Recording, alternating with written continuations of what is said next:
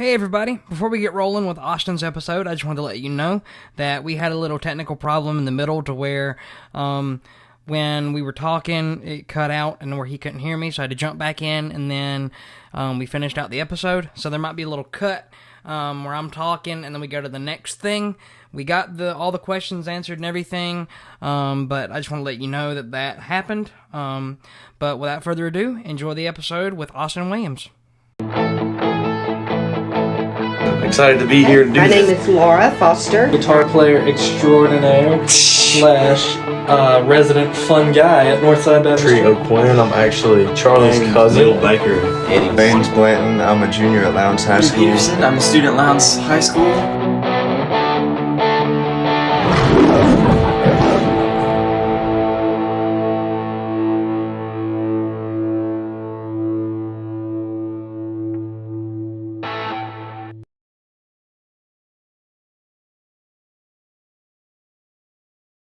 Welcome to the podcast. I'm so glad to have you on today. If you could introduce yourself and let's keep on going. Hey everybody, I'm Austin Williams. I am the Next Generations pastor at a church, First Baptist Church of Villa Rica in Villa Rica, Georgia, and that's who I am. I travel and preach in a lot of different places, and I love it. Yeah, man. I'm so glad to have you on. You know, I was trying to do some research and everything. It's like, so he's from a place called Villa Rica, Georgia. Never heard of it. Like, I was like, that's a place, and I was like, man, you've got a bit of an acronym on your church there. It would be technically what, VRFBC, like, the acronym out? We say FBCVR, First Baptist Church Villa Rica. Yeah, like, man, that's a mouthful. It's like, but yeah, I'm so glad to have you on. And if you just go into your testimony, and then we'll just keep on going with questions. Yeah. So let's see. I got saved at 11 years old at a youth camp, and it was a big deal for me. Obviously, I mean, it's a forever thing, so obviously it's a huge deal. But I think as a lot of people know I'm a PK. I'm a preacher's kid. So yeah, my dad went into ministry in 1995. So I would have been I'd have been 3 years old, and so it is basically all I've known, and I've loved it. I've loved getting to see it. I've seen all sides of church as a kid growing up, and so around 11 years old, the kind of thing if you're a PK listening to this, you know this, but kind of the deal with being the PK, if your dad's the youth pastor, you get to go to all the youth things when you're not supposed to. So I got to go to a lot of things that teenagers were at that none of the kids could go to, but I did. And so I learned faster, I felt like, because of that. And I said yes to Jesus at 11, got baptized by my dad, and then made mistakes through high school. Middle school, I was I would say in middle school, I was kind of like the loud, annoying Christian guy, I guess is how most people probably saw me. I wore a lot of what I would call corny Christian shirts and kind of Bible verses pinned to my chest like that.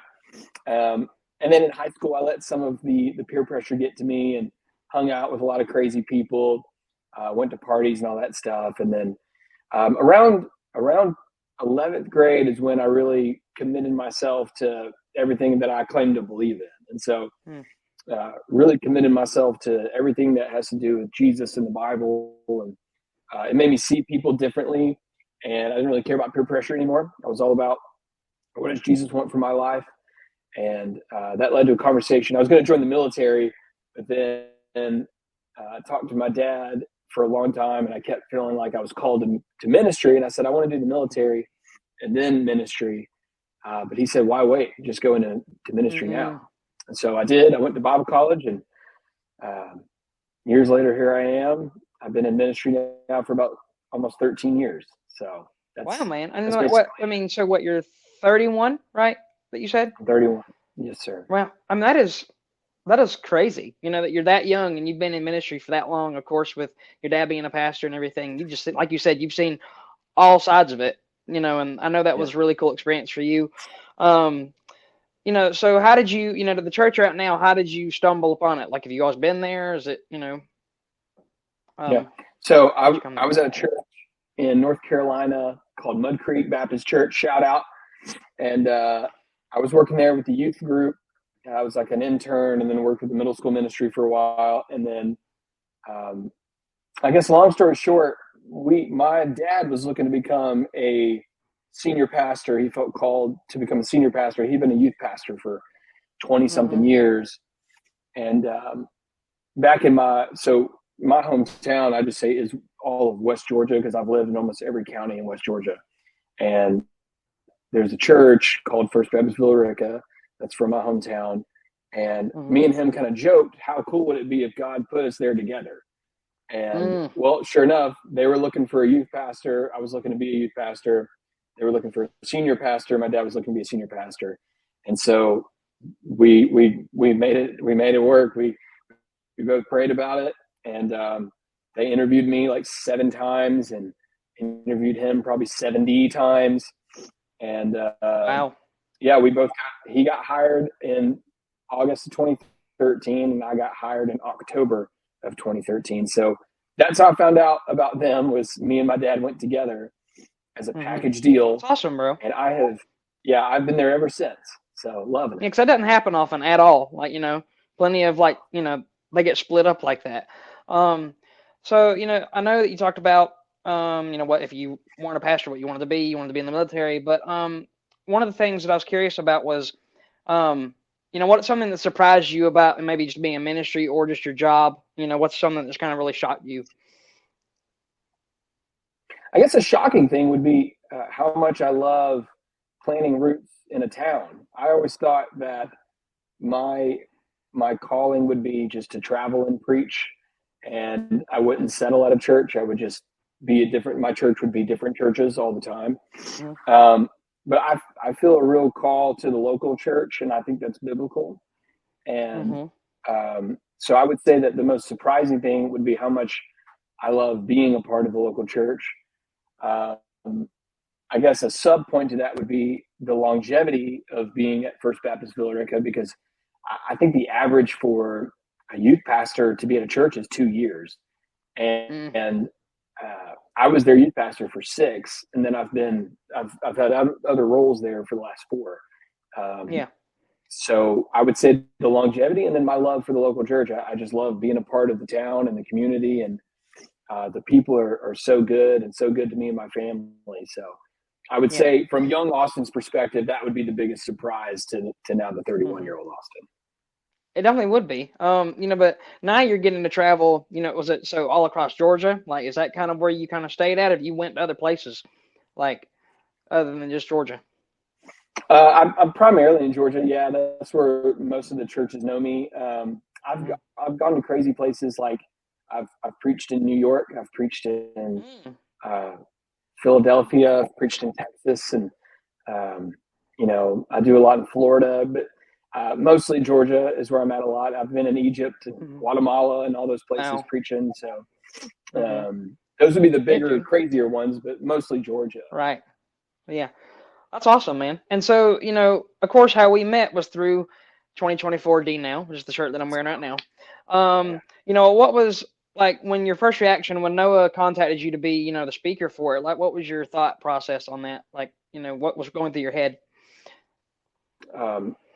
How fast can I drive there? Was my first thought. Because I know Pastor Robbie pretty well. I've known him for a little while now, and I'm a big fan of his. He does such an amazing job. And when I first started getting interested in anything with the Georgia Baptist Convention, he was the president. And I think I remember this right. My dad was his vice president, one of the vice presidents. So I've always looked up to him. I didn't know Noah, but I knew who Pastor Robbie was and his son Josh. And so I was very excited. Northside is a phenomenal church. Valdosta is a fantastic community. And I could not wait to meet Noah and your incredible youth group. And my goodness, you guys are awesome. I still talk about you guys right now. Yeah, I mean, one of the things that kind of made me laugh a little bit was I don't think our youth group has ever jumped around as much as like when you and the worship team came down, and I was like, my gosh, because we even, of course, you saw that in the late service. We even did that up in the choir loft. I was not expecting Jeff to be like, yeah, jump around. I was like, you want us to what? In the choir loft, you want us to jump around? I was so shocked about that because I'm in the normal choir as well. So like that was kind of a different experience for me because, mainly the guys are mainly made of primarily like older people, Yeah. and so just to get to jump around and be with your peers up there was an experience. I mean, we had, Pastor Robbie was surrounded by people, which was awesome, Yeah, it was. and yeah, it was a and one of phenomenal the experience. yeah, and one of the people that got saved that night, I actually knew them pretty well, and like, he is the drummer in the youth band actually, and I was like, wait a minute, hold up, I was so excited. I was like, oh my gosh, because we were a bit shocked, everybody was, and Wow. but that there's 22 kids that their lives have been changed forever because of that, because of 1DNOW, right? And we don't know what their impact's going to be when they go off and do other stuff, right? And so that's the fun part. Yeah. Yeah. But yeah, I'm telling you, Yeah. like this DNOW, this is my last one because I had, so I went to last year's, and then this was my last one. But I'll tell you, like this one, I mean, it got knocked out of the park. Because I mean, dude, I know God was working through you. You did amazing. Like every night, I was just like, man, this dude knows what he's talking about. Man, I appreciate that. I mean, Thank really, you. yeah. I mean, one of the things I know that we talked about in small groups that really like resonated with a lot of us, even a lot of the adults as well, was, if I say it wrong, I'm sorry about that. But when you said, a lot of us in church, we want to shout, but then, we don't want to take the steps to fix that problem or whatever it is. And I'm like, you stepped on so many people's toes, but everybody need to hear that. I mean, that was the main thing. Like when we were going through small groups, like, what did you learn during the sermon? That was the main thing everybody brought up. Like, I mean, because there's a few other things, but that was, dude, for real. Like, every night, especially the third night, that was, for me, that was a really hit home. Like, I remember that specifically. The third night really hit me specifically in a really amazing way. I can't say for a specific reason why, it just did. It was just one of those things. But dude, you did amazing. And God was really working through you there. And to get to know you too, and the worship team and everything. I know you guys, because was that the first time you kind of collaborated, right? Because they were from Sherwood and you were from First Baptist Billy Rico. Yeah, I never met them. We hit it off so well though. Me and Pastor Seth have now become the best of friends. So. Yeah, and that's so cool that from Northside's DNOW, you were able to meet somebody from another church, and then now you're like really good friends. That's so cool. And Noah, we brought him up earlier. Like I actually got to work with him and kind of intern volunteer type, for the summer this past summer, and man, like getting to do that was so fun. Like because of how Noah is, and how receptive he is to bringing new people in and helping them out and helping them learn. I know you've seen that in his passion, like it's like no other, right? I mean, I can just really see it. And, and I loved when we sent those letters to you, I love that idea. I was like, dude, yes, let's do it. And that was so cool. Like because I saw where you'd posted about it. I was like, see, it's just a little bit of encouragement that goes a long way. Noah's one of the few like genuine people that you'll meet, I think. And I truly mean it when I say this. I think that guy is anointed by God. Mm-hmm.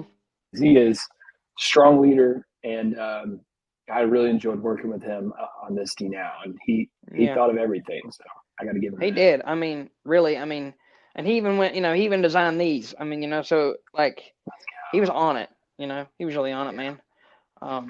But. One of the things that I wanted to ask you was, one of the things you said was this DNOW was top 3 for you. Why was that, you would say? I would say, so the first thing I always think of for like a good event is the people. The people make the event. Obviously, it's about Jesus and it's about salvation for me, obviously, but the people are what make it so great. And I don't think I met one person at y'all now that I had an issue with. I mean, everyone was so above and beyond nice. And like I said, Noah thought of everything. Yeah. I got to give a shout out. His girlfriend, Kirsten, was super helpful. Love Kirsten. Yeah, she was great. Uber talented too. That was the main thing. The response from everybody was so strong.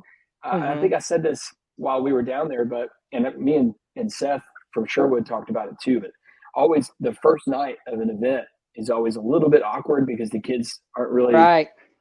The walls are still up, and they don't, it's like new, it's fresh. But man, from the jump, people were jumping, and Literally, yeah. Actually jumping. And then when I got up to preach, I didn't normally. I ask the youth pastor or the pastor or whomever, like, hey, are they kind of a talk back to me kind of people? Are they super dead quiet kind of people? Do they take notes? I didn't ask any of that. I just wanted to be surprised. And man, they were all things you would want from as a preacher. Everyone was so in tune, and I got a lot of feedback, which I liked. And I think I've had probably, I don't know how many messages on Instagram from students and some of the leaders about the messages. And so that it's just been great. So all the way down to, where we stayed was awesome. So I would say that's why I just enjoyed every second. I didn't want it to end. I wanted to stay there another week if I could. So. Totally, man. Yeah. Even though I was a host home, my mom, she host home my age group, and let me tell you, I enjoyed every second of that, even though we were tired by the end of it, it didn't matter. Especially, shout out to Will, for bringing us to Waffle House. I'm not going to complain about that. I got to see you there too, and I don't know about you, but I felt so bad for those waitresses afterwards, because I think it was like a shift change right when we came in there. And they're like, oh my gosh, these people coming in here. There's like 2 groups of DNOW kids coming in.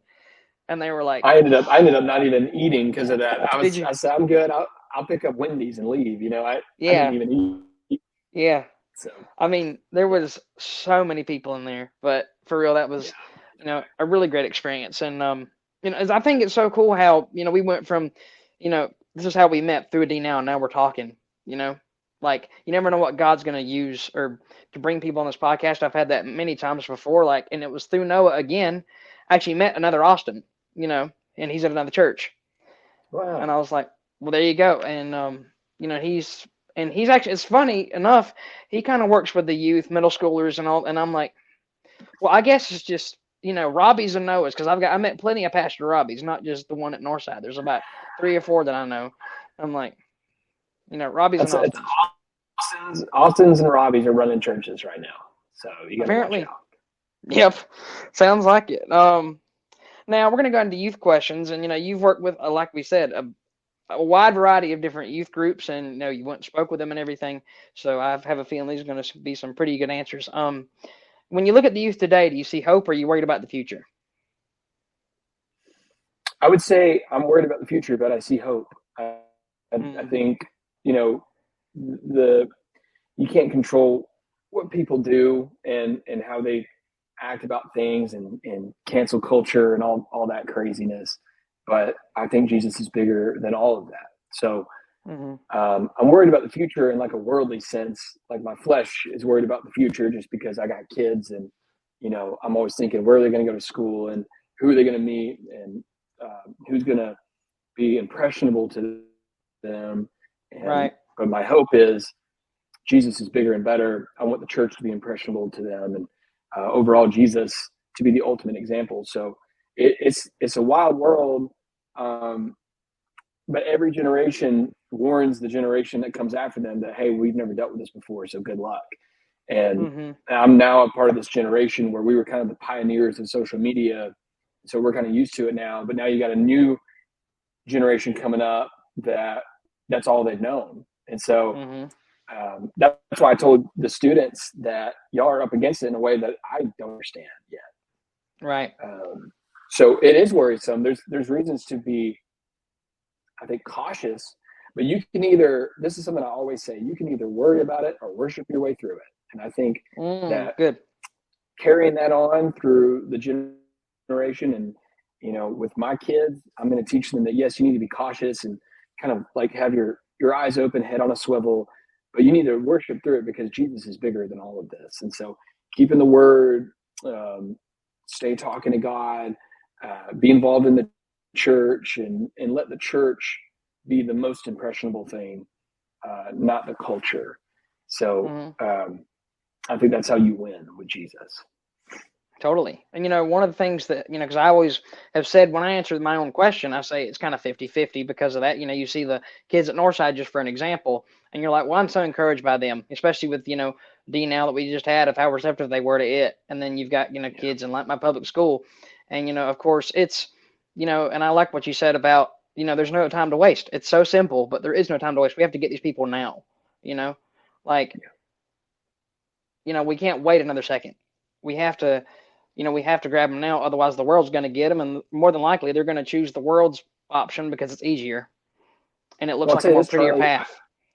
I think that people get scared to the point where they only trust themselves in a situation, and the world can be a scary place, and so they trust themselves. But I think that's why it's important to have a biblical worldview and not a cultural worldview, because that's what has the deepest impact, is what worldview do you have, and carrying that on in a biblical way changes things. And what I've learned about this new generation in preaching in these different places is students today crave authenticity, and so if you're real with them about what's going on, but also real with them about what the Bible says about it, then they'll take that and they'll run with it. If you're just giving them pretty answers to everything, and kind of being this, hey, if you pray through your situation enough, God will just take it away. Sometimes he doesn't. He just wants to see how you deal with it. And are you going to trust him? So I guess my answer, long story short, is there's plenty of reasons to be worried about the future, but Jesus is still better. So, yeah. And, like one of the things that I was asked was, one of my other podcast people, they were going to preach to a youth group at some point, and they asked me like, what advice would you give me since you are a youth yourself? And I said the exact same thing. I said, be real with them. They can tell when you're being fake. Like I promise you, we can tell when you're like, I don't know if this is the right word, but like trying to be like cool in a way, like be yourself, but also like, preach the word. Don't, be real about it. Don't be like trying to put on like this mask, and like, just be real about it, and, that is the key, especially with this generation. Like you said, it is definitely the key for that. And, one of the things I wanted to ask you was, like we've discussed, the youth face a lot of challenges in today's world, especially with social media and things like that. What advice would you give them to navigate this world in a biblical way? Stay in the Word. Stay in the Word.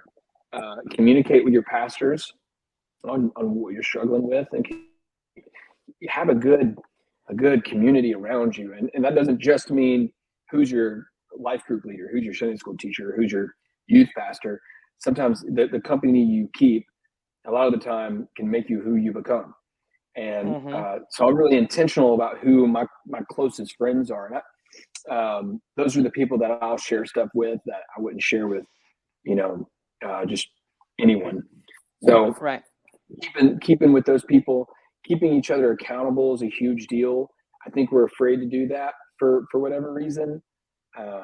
But keeping accountable with people that you trust and that trust you, that have your back, and all that. But staying in the Word, it sounds so simple, but man, it really changes your worldview. And when you see things happen, I had a few of the students down there at Northside telling me all these situations that they're dealing with, and stuff with parents, stuff with grandparents, stuff with friends, and I'm getting DMs on Instagram about the same stuff. And the advice is simple: is that really, if you stay in the Word, it's not like application practical or anything like, other than read your Bible, pray, talk to God, and then have a good community where you can learn. But things are going to happen. It's all about how you respond to them, and then how are you learning from it, and then how are you teaching others that go through it down the road, showing them your scars and what you've been through is important. I think that's a big part of the reason why we go through stuff, is so that we can help those that come after us that go through the same stuff. Yeah, 100%. And what was one of the big things for me was when you start talking to people, you figure out I'm not the only one that's gone through this, right? Because you think the devil wants you to think that you're the only one that goes through this and you're going to get defeated by it. Oh no, I promise you, there's I'm spitting out a random number, thousands more, probably even millions that have gone through the same exact thing that you have or what you're thinking.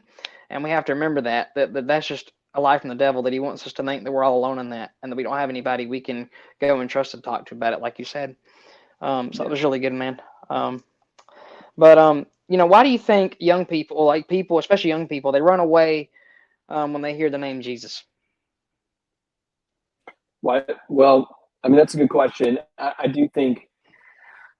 think people are afraid of the answers that Jesus will give them. I think that, again, we trust ourselves a lot, and so we'd rather rely on us. And then if Jesus comes a calling and it's something different than what our perception was or what we want to do, we know that we may not get the answer that we wanted.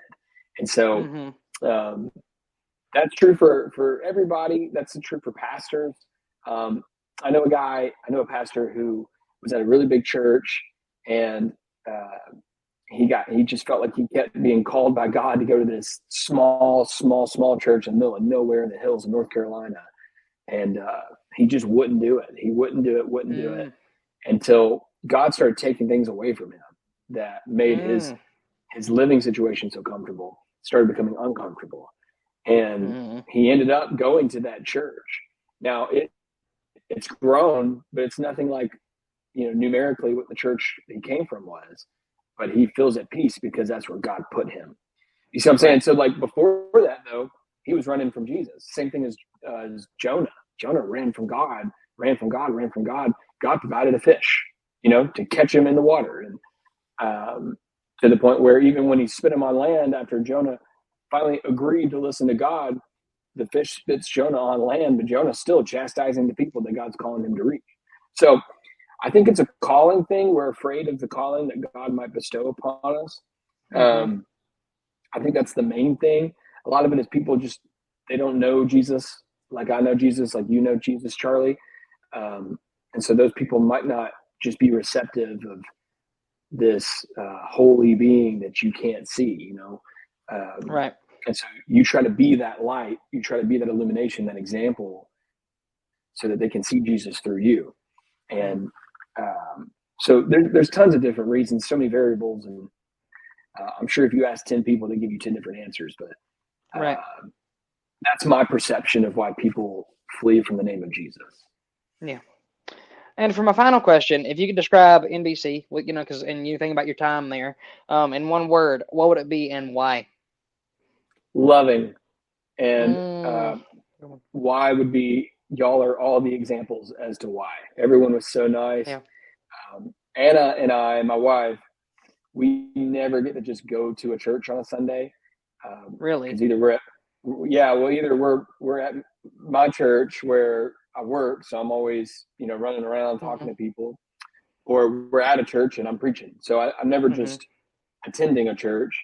So that was fun. We got to just wake up, get coffee, and then kind of pull into the parking lot and just kind of say, like, all right, let's see how they do this. And man, from the door greeters, we sat in Pastor Josh's life group, and me and Anna never get to go to a life group together, so we got to sit in there and meet people, and everyone was so nice. And then we went to the service, sat right next to or behind Pastor Robbie, and everybody just so kind. So I'd say loving is the best way I can describe Northside Baptist Church.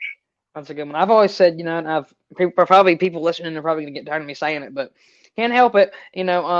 I'd say for me it's family, because man, the amount of the people that I met, it's crazy. Like, so we have over 1,000 members, right? I'm pretty sure it's over 1,000 now, 1,000 and something. But the thing about it is, I could ask any one of them, if I needed something, and they'd be on it. You know what I'm saying? Like, we're a big church, but it's got that small church feel to where we, people know each other and we care about each other, and we're just one big family. And that's something so cool that not every church has. Like, 'cause I know that some churches, they, when they get so big, you lose sight of that, and it's just like, oh, this is a thing I do. I don't really know anybody. I just, I don't want that interaction. I just, go hear the preacher or whatever, and then I just leave, and then, and they start the cycle all over again. But it's not the same way, with Northside. The amount of youth I've met, I mean, it's what's crazy to me, it's from different schools too. Like, if we have, I think the biggest school districts here that are in Northside Youth are Lowndes, Valdosta, and Lanier. and I know kids from all three now. Otherwise, I wouldn't know if I didn't go to the north side.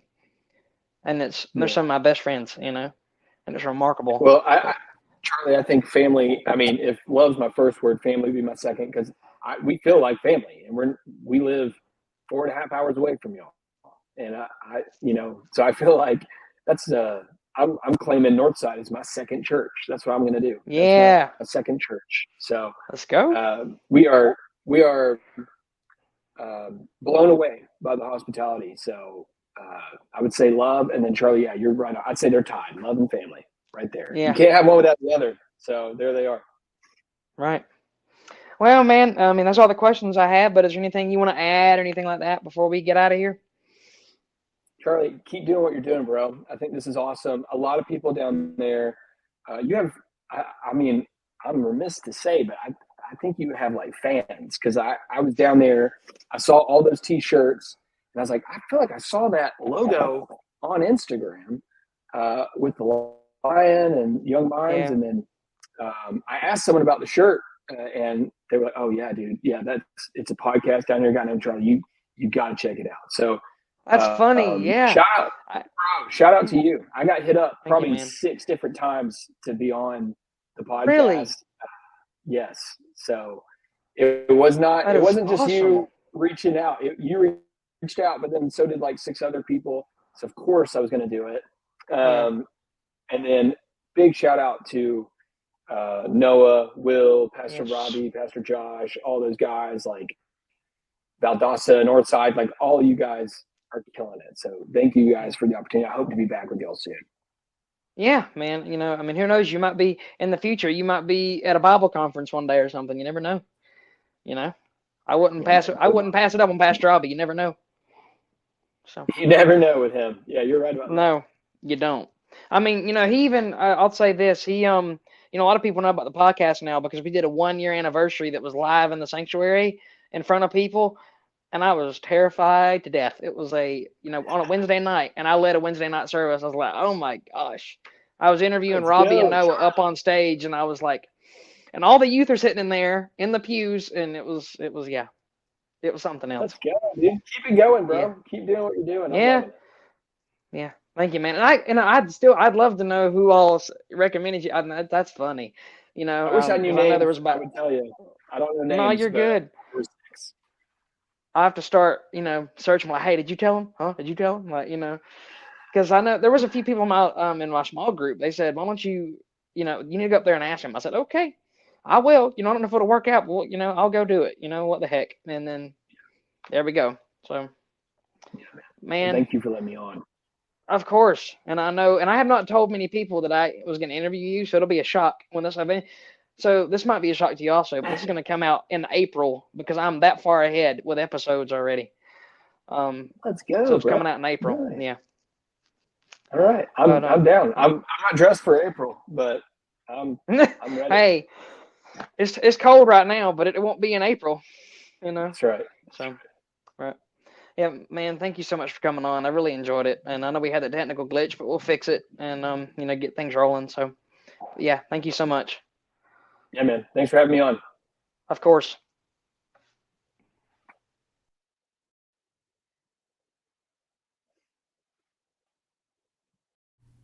With another episode of the Young Minds Podcast coming to a close, I just want to remind you that you are never alone and faith is action. So let's get out there.